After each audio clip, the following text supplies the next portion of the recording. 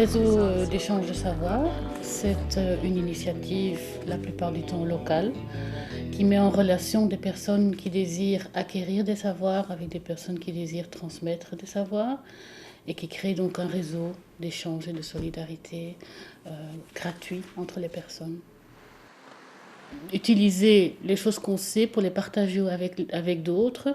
Et quand on peut s'offrir un cours de stretching gratuit à 2 pas de chez soi, sans devoir prendre de transport en commun ni rien, et qu'en échange de ça, on offre une balade, eh bien, non seulement il n'y a pas eu d'échange d'argent, mais en plus on a rempli son temps d'une manière qui est utile.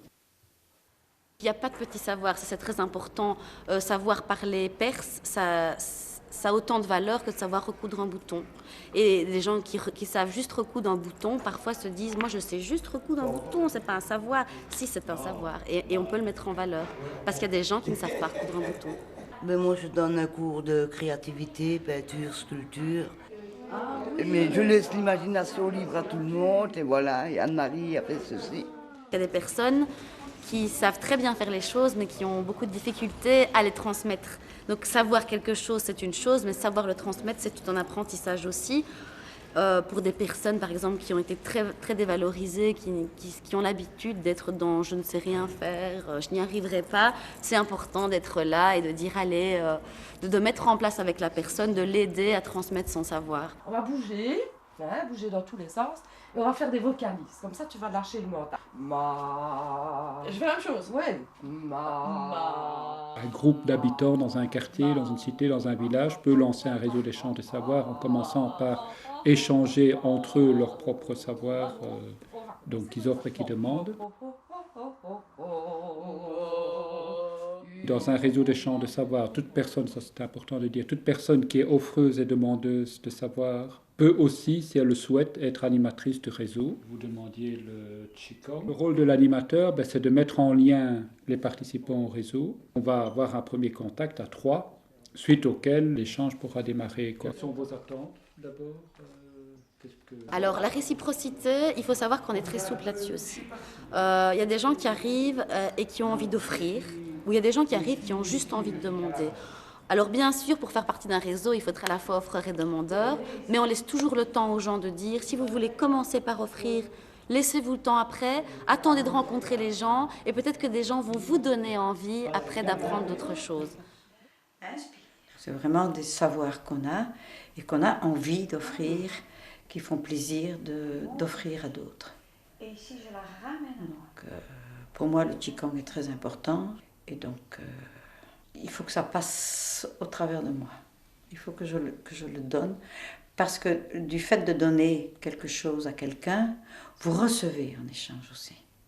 Donc ça, c'est très important dans les réseaux.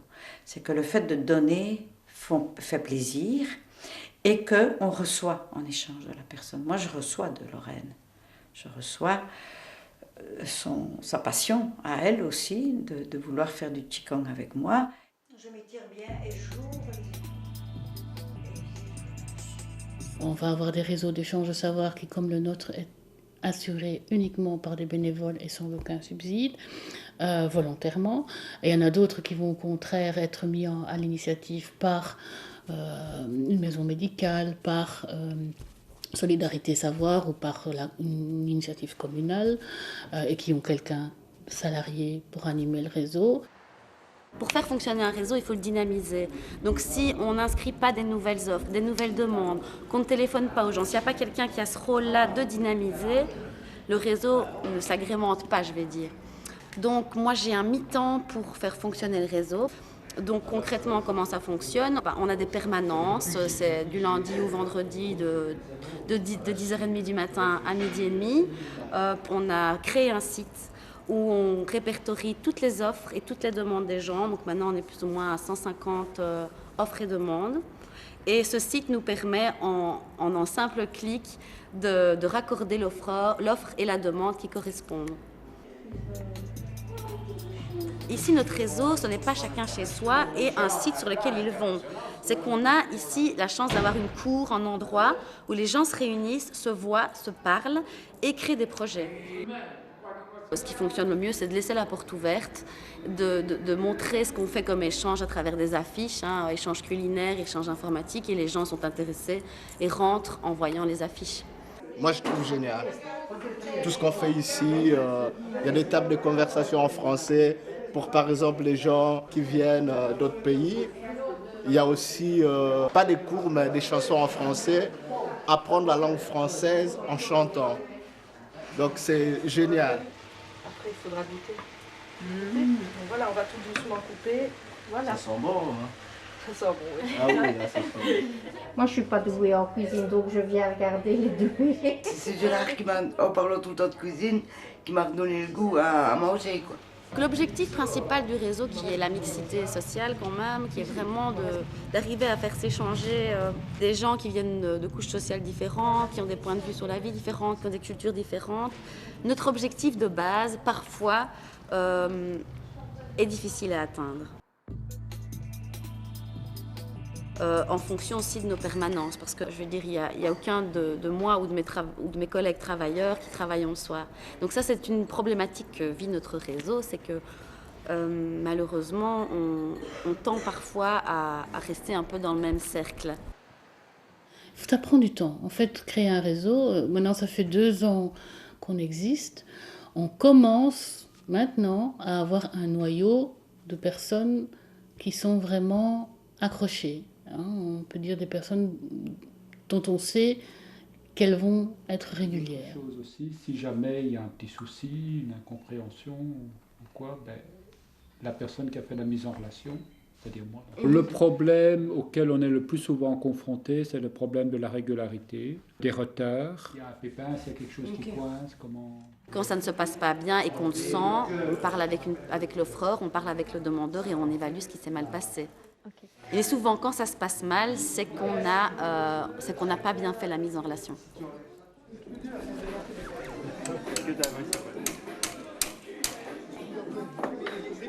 Je répare des vélos, oui, pour moi, pour mes enfants, fréquemment.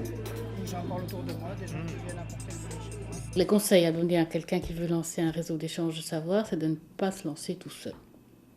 C'est de prendre des informations pour faire partie vraiment du mouvement, de connaître les valeurs, de peut-être même recevoir les outils. On a des outils pour permettre le lancement d'un réseau, de participer aux réunions inter-réseaux pour vraiment dire, tiens, dans quoi je me lance, quelles sont les réalités différentes et tout, et de savoir que ça prend du temps.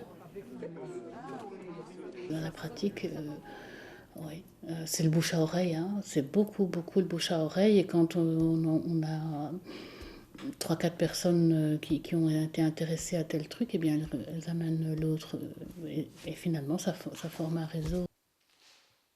Nous ici on est arrivé à la conclusion que, en tout cas, ce qu'on propose c'est quelque chose que nous on aime, et les gens viennent ou les gens viennent pas. Si moi je propose une balade demain après-midi, je ferai cette balade. Qu'il y ait du monde ou pas du monde, je la ferai. Hein, voilà. C'est un peu ça l'idée. Hein, de ne pas proposer des choses qu'après on va se sentir mal parce qu'il n'y a personne. Hein, Je montre l'énergie. Qu'est-ce qu'apporte le réseau? Mais énormément de choses. Beaucoup de sociabilité, beaucoup d'amitié qui naissent entre les gens. Ben voilà, j'ai une nouvelle amie. Et ce n'est pas seulement une amie, c'est vrai, ça permet de rencontrer. Moi, ce que j'aimais bien aussi, c'était le fait de rencontrer des gens de différentes générations. Je pense que ce qui compte pour les gens et les retours qu'on a des gens, ce n'est pas « oh merci, j'ai transmis mon savoir ». Hein, c'est pas tellement ça, c'est plutôt « merci, merci parce que je retrouve confiance en moi ». Merci parce que je retrouve des amis ici, je crée du lien, je rencontre des personnes, je ne suis plus seule. Voilà, c'est plutôt ce genre de retour qu'on a. C'est vraiment autour du tissage de liens que c'est important pour les gens. C'est de faire partie d'un groupe et de créer des choses ensemble. Je trouve que ça se passe super bien. Les gens ils sont gentils, cool, sympathiques. Et puis on échange de tout, des savoirs, on papote de tout et de rien. je trouve que c'est vraiment un endroit idéal. Fais bien de gestes pour lâcher le mental. Tu vois? Ouais, Hein, tu vois le principe, quoi. Oui, oui. Hein? Oh, La première chose qui pour moi est importante dans le mot réseau d'échange de savoir, c'est le mot échange. Il manque une dimension énorme aujourd'hui dont beaucoup de gens n'ont même plus conscience parce que ça fait déjà des dizaines d'années que c'est en fait partie et qui est la vie communautaire.